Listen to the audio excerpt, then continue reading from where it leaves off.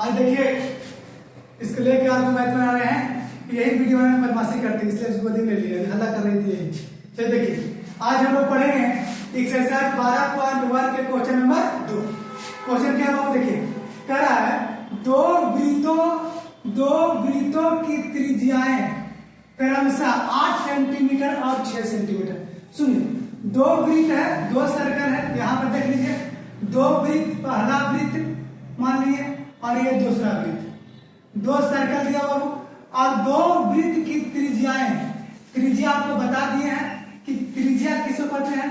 तो बोले थे कि केंद्र से परिधि तक के बीच की दूरी को हम लोग बोलते हैं त्रिज्या। तो त्रिज्या दिया हुआ है 8 सेंटीमीटर और 6 सेंटीमीटर। त्रिज्या दिया हुआ है 8 सेंटीमीटर और 6 सेंटीमीटर।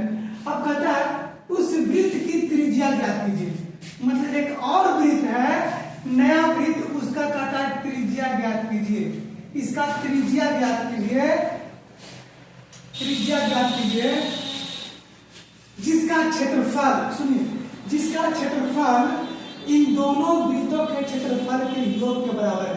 मतलब कि इसका जो एरिया होगा ना, इसका जो क्षेत्रफल होगा ना, इन दोनों वृत्त के क्षेत्रफल के योग के बराबर है। आप बात को समझिए, हम आपको पहले बता चुके थे कि क्षेत्रफल किसी भी त्रिभुज का, ठीक है, डिपेंड करता है त्रिज्या पर।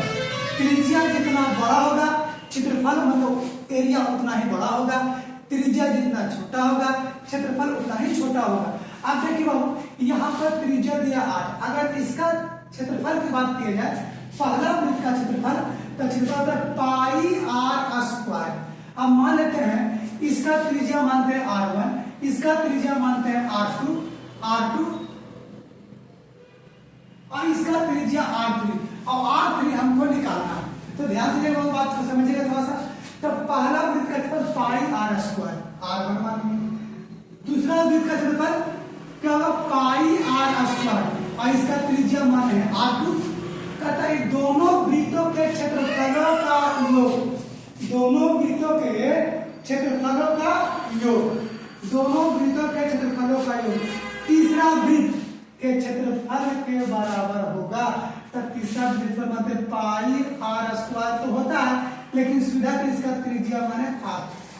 अब देखिए इसके पिछला क्वेश्चन में परिधि का योग के बराबर था, अब है क्षेत्रफल के योग के बराबर।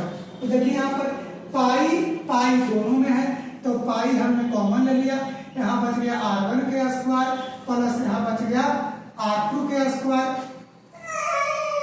ठीक है, ये भी समझती है कभी कभी।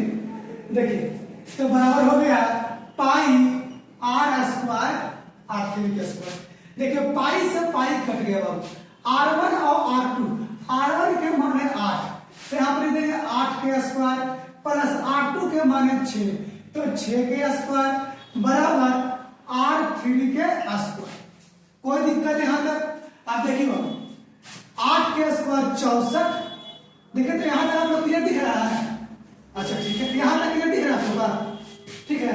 चलिए तो देखिए 8 के स्क्वायर होता है 64 प्लस 6 के स्क्वायर होता है 36, आप बराबर r स्क्वायर r3 का स्क्वायर।